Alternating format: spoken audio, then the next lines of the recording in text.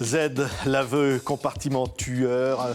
Costa Gavras a changé peut-être l'histoire du cinéma en 18 films. Bonjour Costa Gavras. Bonjour. On est ravis de vous avoir parce que c'est un livre tout à fait exceptionnel. Ce sont vos mémoires, elles s'intitulent « Va où il est impossible d'aller ». Ce sont des mots prononcés par un écrivain grec et finalement qui résument ce qu'a été votre vie. Oui, c'est vrai, c'est vrai. Je suis arrivé en France, je m'attendais au minimum et il m'est arrivé le maximum. C'était un hasard extraordinaire et une chance formidable. J'ai eu de rencontrer des gens exceptionnels et qui m'ont aidé, qui m'ont accepté, qui m'ont fait travailler. C'est vrai que derrière ça, il y a beaucoup de travail, évidemment. Oui. Mais les gens que j'ai rencontrés, c'était une chance énorme. Beaucoup de travail, beaucoup de passion. Oui. Mais quand on dit va où il est impossible d'aller, c'est vrai, quand vous débarquez à Paris, vous savez presque pas où vous allez. Vous aviez rendez-vous avec un autre grec, il est finalement, vous pouvez même pas dormir là, vous n'avez pas d'argent. Il disparaît et je me trouve presque dans la rue. Alors il fallait trouver un moyen de survivre.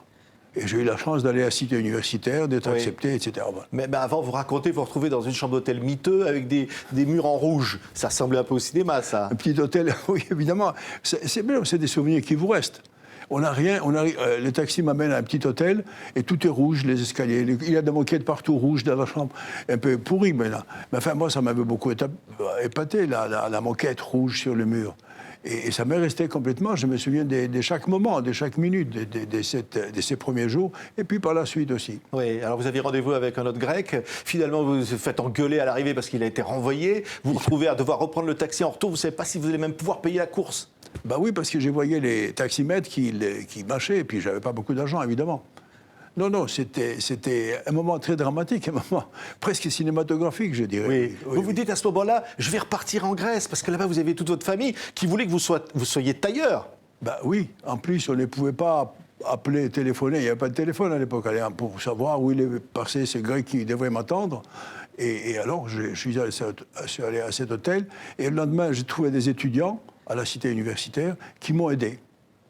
Très gentiment. Et la chose a commencé comme c'est là. Oui, parce que vous étiez venu auparavant pour participer à un ballet à Paris. Vous étiez quoi? Vous étiez danseur? Des danses traditionnelles, un peu, mais puis aide chorégraphe aussi, un peu. C'était une façon de travailler, d'essayer de trouver autre chose que la banalité du travail quotidien que je faisais avant. Oui, mais votre mère, c'est vrai, elle vous disait, il vaut mieux être tailleur, parce qu'au moins on aura toujours besoin de se chauffer, on aura toujours besoin d'habits. Mon père, il savait qu'il y avait un fils qui n'était pas un élève exceptionnel et qui lui cherchait un travail. Alors il cherchait tel ou tel travail et il espérait que j'allais entrer là, faire une carrière dans, je sais pas moi, chez les réparateurs des machines à écrire ou chez les marchands de tissus. Oui, et alors vous allez à l'IDEC, l'école de cinéma, vous vous passionnez pour le cinéma, vous franchissez les portes de la cinémathèque que vous allez aujourd'hui diriger. Et à ce moment-là, vous ne connaissez rien finalement, vous apprenez tout. Je ne connaissais rien, je découvre la cinémathèque, il y a un autre cinéma que celui de l'action, des cow-boys, etc., des pistolets, qui est un cinéma sérieux, grave, comme le théâtre peut être sérieux et grave. Et je me suis dit, voilà, moi là, ça m'intéresse beaucoup d'apprendre comment ça se fait. Et c'est vrai qu'à l'IDEC, on apprend tout sur le plan technique. On n'apprend pas quoi choisir, quel film choisir, etc. Mais on apprend la technique. On apprend comme pour écrire, on apprend l'orthographe, la grammaire, tout cela. Et alors, ça aide beaucoup quand même. Oui, alors vous vous passionnez, alors évidemment, René Clément, la bataille du Rail, vous vous passionnez pour Abel Gance, vous découvrez les cours magistraux de Henri Langlois à la Cinémathèque. Abel Gance. Génial, génial. Quand on voit même des petits morceaux de ces films qu'on voyait à l'époque, que ce soit Napoléon, que ce soit La Roue, etc., on était passionnés. Comment il a fait à l'époque où il n'y avait pas les moyens que nous avions à l'époque, que nous avons encore plus aujourd'hui. C'était des génies du cinéma. Ils ont fait ça à l'époque qu'on appelait le cinéma muet, qui d'ailleurs n'a jamais été muet. Il y avait toujours. Mais les Anglo-Saxons l'avaient appelé muet pour le dénigrer, pour aller vers le cinéma parlant. Et c'est Langlois, lui, à 22 ans, qu'est-ce qu'il a dit? Il faut sauver le cinéma muet. Il crée une cinémathèque à 22 ans avec quelques autres. Cocteau les a aidés beaucoup. Et ils ont fait la cinémathèque qui est d'aujourd'hui la première cinémathèque au monde. Oui, vous devenez assistant de grands réalisateurs. On pense évidemment d'abord à Claude Pinoteau. Quel souvenir! Claude Pinoteau, il cherchait un stagiaire. Je suis allé, je travaillais avec lui. Après, il m'a dit, tu vas être mon deuxième assistant. Et après, il m'a dit, on va être tous les deux co-premiers. C'était une chance extraordinaire. Claude, c'était un grand personnage.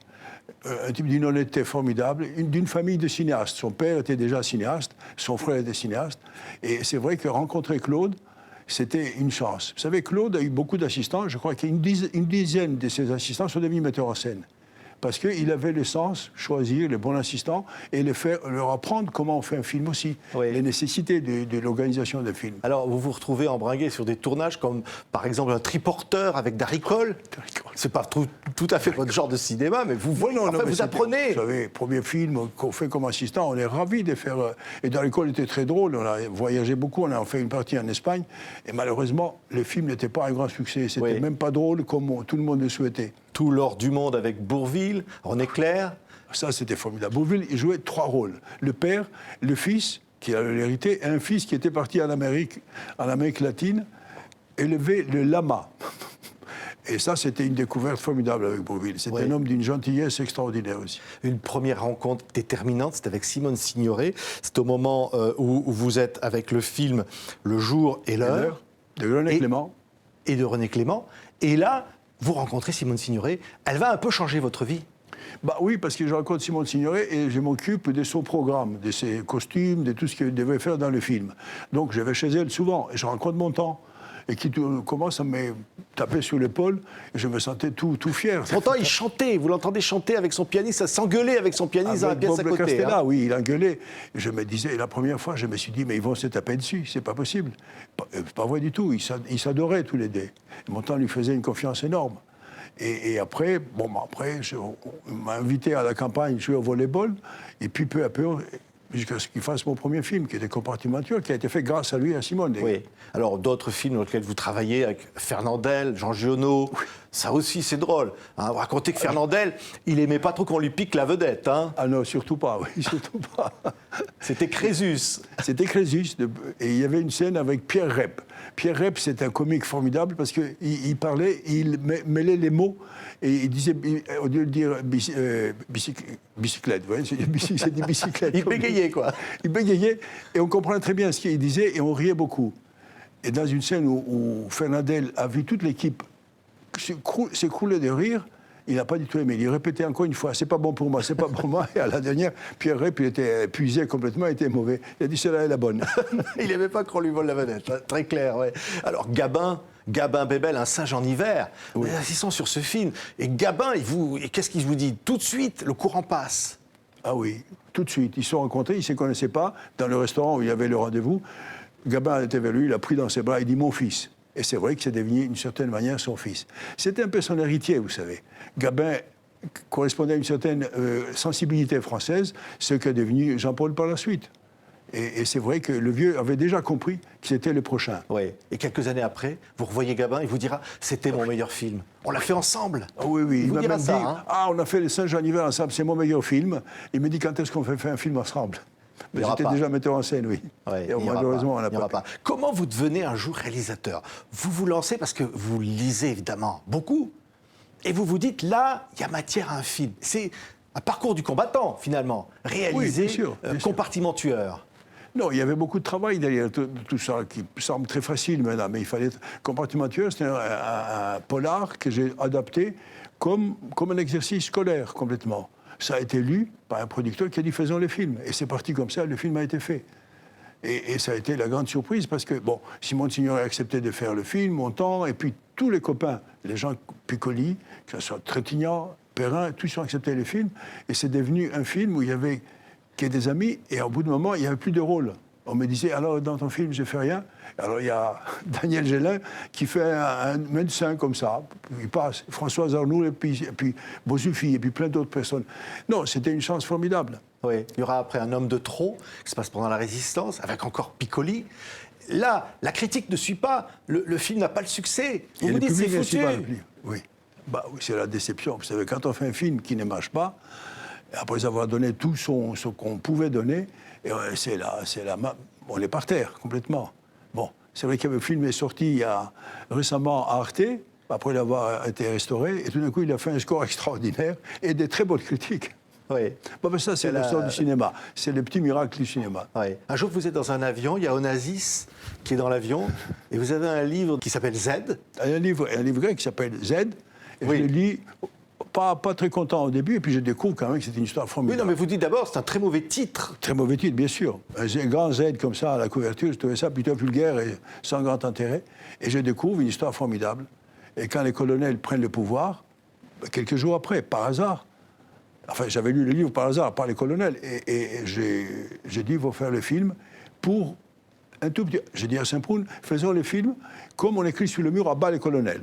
Et on a fait comme ça. Oui. Et tous les acteurs ont suivi complètement. C'est après, alors je parlais d'Onassis, une idée descendue de l'avion, vous vous dites, Oui. à ce moment-là, c'est bon, je vais le faire, le film. Voilà, voilà. Et Et il c'est faut pas convaincre.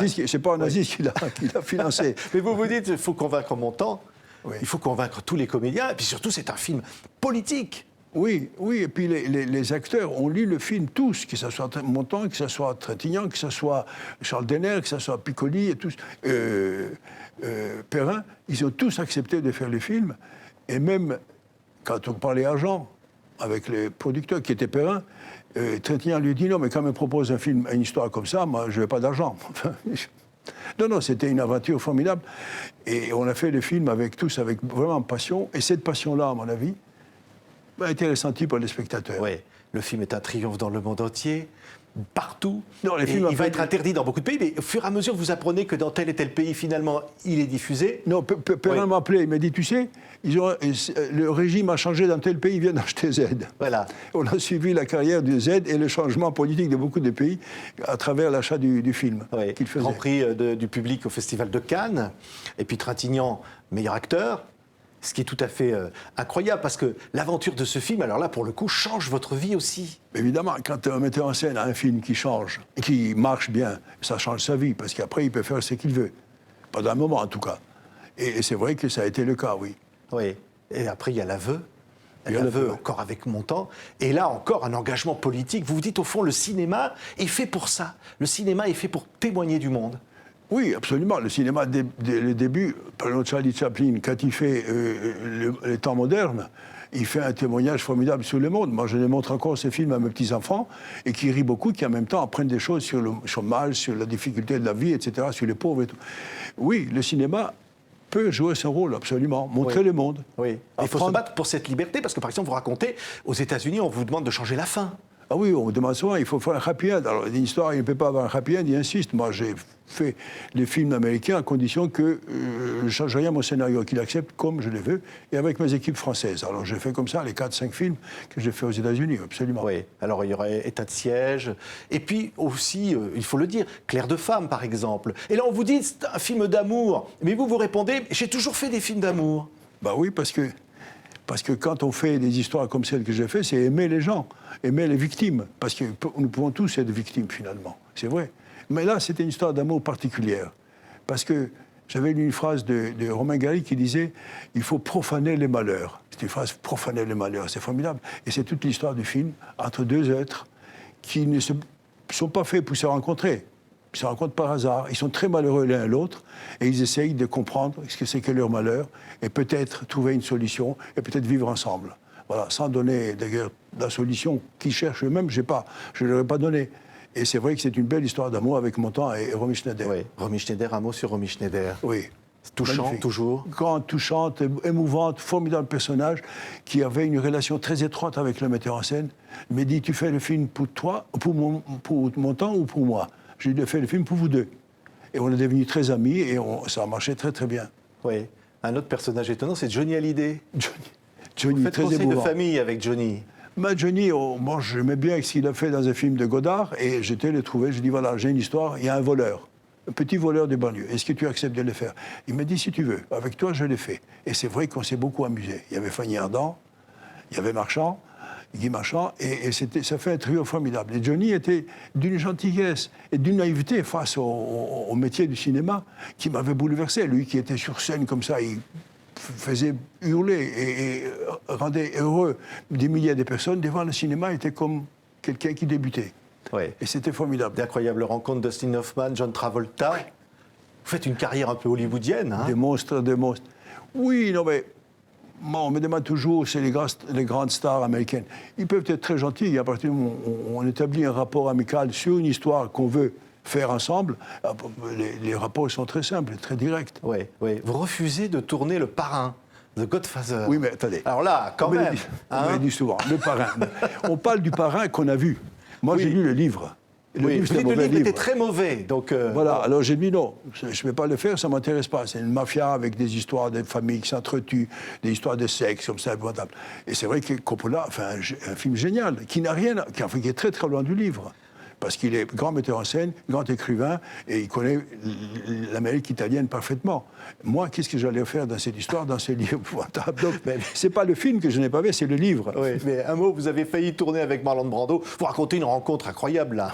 Il est énorme. Ah oui. Vous vous dites, il ne tournera jamais. Vous savez que vous n'allez pas tourner avec lui, mais vous allez quand même le voir. Vous passez un grand moment avec parce lui. Que je le connaissais déjà et on me dit qu'il faut qu'on tourne toujours un film ensemble. Et quand je suis arrivé chez lui, il n'était pas chez lui d'ailleurs, il était chez Jack Nicholson, à la maison. Ils vivaient côte à côte. Et j'ai voulu l'embrasser, je ne pouvais pas le toucher. Il était dans une sorte de prison des chairs, comme ça, il était devenu énorme. Et on a parlé longuement, et finalement, on s'est dit non, qu'on ne peut pas faire ce film ensemble, parce qu'il me fallait quelqu'un de beaucoup plus svelte, de beaucoup plus... Et c'était très malheureux quand même, de voir cette grande star, cet acteur extraordinaire, être parti comme ça, dans une situation inhumaine, je dirais. Vous dites qu'il était carrément prisonnier de son corps. Oui. On imagine ce que c'est dans une prison corporelle. Oui, oui. Énorme, il est venu. Quand on se souvient des premiers films de Marlon Brando, toutes les femmes du monde étaient amoureuses, et les hommes aussi d'ailleurs. On disait, mais j'aimerais être comme lui. Ouais. Il était formidable, il était simple, il avait cette voix grave comme ça. Il était d'une beauté, il regardait comme ça. On se disait, mais s'il me regarde comme ça, moi je fonds. Il y a un film récent qui s'appelait Eden à l'Ouest. C'était un peu vous, ça, finalement, cet immigré qui débarque sur une plage, qui découvre finalement le monde occidental, qui est peu perdu dans tout ça. Oui, oui. C'était vous? Oui et non. Moi, parce que lui, il ne peut pas arriver en France. Il arrive clandestinement. Moi, je suis arrivé avec des papiers normaux, avec une chose de visa et tout. Non, ça ressemble tout le pays. Comment on vous accueille? La difficulté, en plus, lui, il ne parlait pas la langue. Moi non plus, pas tellement, mais lui, rien. Donc, cette espèce d'inconnu absolu, c'est ce qu'il arrive aux immigrés qui arrivent aujourd'hui. Hein. Ouais. C'est ça qui est terrible. Vous racontez des scènes drôles, juste pour finir sur une note drôle, vos premiers amours, parce que vous racontez beaucoup de choses dans ce livre, Costa Gavras. De vous, l'immigré un peu perdu dans Paris, qui rencontre une autre grecque qui lui dit finalement, viens avec moi. Et au fond, c'est ça. Ce qui est fou, c'est que finalement, tout vous arrive, les rencontres, tout ça se passe pour vous. Elle vous dit, viens, monte avec moi, et vous suivez. Oui, bon, je monte avec elle, et puis bon, on commence une relation, mais tout d'un coup, je m'aperçois que ça devient très casanier. Je parle que le grec, et je voulais apprendre le français, etc. Et avec elle, on faisait que ça. Moi, j'étais là, j'avais 22 ans, je ne voulais pas être casanier, je voulais apprendre la langue, commencer à travailler, avoir une licence de lettres, et puis après, à travailler au cinéma. Et j'ai fui. Non, j'ai pas fui d'ailleurs, c'était elle qui m'a mis à la porte. Sur le coup, elle vous dit, tu préfères dormir avec moi ce soir ou plutôt aller te promener dehors? Vous n'hésitez pas. Non mais ça, ce qui est beau, c'est qu'aussi votre vie est un peu du cinéma. Oui, d'une certaine manière, c'est vrai, oui. Le cinéma, c'est des situations c'est presque qu'on invente au cinéma, que moi je n'ai pas inventé. J'ai eu la chance que les choses passent les unes après les autres. C'est ce qui est essentiel à mon avis, c'était la rencontre des gens. J'ai eu la chance de rencontrer des gens, et puis de l'autre côté, faire un travail qui était satisfaisant pour les gens que j'ai rencontrés. Donc la combinaison des deux, beaucoup de travail. Ouais. Dans le livre, je ne parle pas beaucoup de travail, mais c'est vrai, on travaillait 10-12 heures par jour au cinéma. Ouais. Donc ça paye. Ouais. Je veux dire un mot, parce qu'on ne l'a pas dit, de Georges Semprin, évidemment, avec qui vous faites un immense écrivain et un ami. Et puis évidemment, Yves Montand, vous racontez les derniers moments où vous l'avez vu. Qu'est-ce qu'il vous dit la dernière fois? Au fond, vous vous dites, on se reverra. Un peu comme Simone Signoret, d'ailleurs. Avant de mourir, elle vous dit, on ne perd pas le contact. On se disait souvent, quand on s'est quitté, on ne se perd pas de vue. Ouais. Et c'était la phrase comme ça, amicale, et puis voilà. C'est ce qu'elle vous a dit la dernière fois sur son lit d'hôpital. Et puis après, elle est morte. Ouais. Après. Et Montand, son anniversaire, c'est 70 ans, juste avant de mourir. Oui. Ouais. C'était des moments. Mais c'était des moments, des amis, des grands amis, même si j'étais d'une génération après eux. Mais ils m'avaient adopté complètement. On avait fait des films intéressants, il faut dire aussi. Ça compte. Hein. Ouais. On fait des films qui ont marché et qui ont fait les tours du monde, donc ça crée des relations très étroites. Et c'était le cas avec Montand et Simone Signoret aussi. Ouais. J'avais envie de vous dire, pour conclure, on ne fait pas de films politiques, au fond. Votre cinéma, ce n'est pas un cinéma politique, c'est du cinéma tout court. Tous les films sont politiques. Oui. On fait du cinéma, on parle des victimes. dans la vie. On parle des gens qui réussissent, des gens qui ne réussissent pas. On parle de la vie, quoi, ce que le cinéma fait en général. Et c'est magique? Ça reste magique pour vous? C'est magique. C'est magique. Pourquoi? Parce qu'on fait quelque chose, il peut être vu à travers le monde partout. En Amérique latine, en Asie, au Japon. Je viens de Chine. Et j'ai découvert qu'ils connaissent mes films. En tout cas, pas tout le monde, parce que certains ils sont interdits. Mais les étudiants du cinéma, les étudiants aussi de certaines écoles d'art, ils connaissent mes films. Je ne le savais pas. Oui. Voilà. Ils peuvent changer la vie, les films. Bien sûr. Z a pu changer les choses. C'est ce que me dit souvent. Des colonels, moi, je ne vais oui. pas le savoir. C'est vrai? Je ne vais pas le savoir. Ça, c'est un film agit sur le spectateur d'une manière X ou Y. Le metteur en scène ne doit pas le savoir. Parce qu'on ne peut pas se dire, je vais faire des films pour changer ceci ou cela. Non, on fait un film parce qu'on aime cette histoire. On veut la raconter aux gens. Et puis ça s'arrête là. Et les gens en font ce qu'ils veulent. Merci beaucoup. Costa Gavras était notre invité. Va où il est impossible d'aller. Ce sont ses mémoires publiés chez Seuil. Vous l'avez compris, c'est un livre formidable. Merci beaucoup, Costa Gavras. Merci à vous.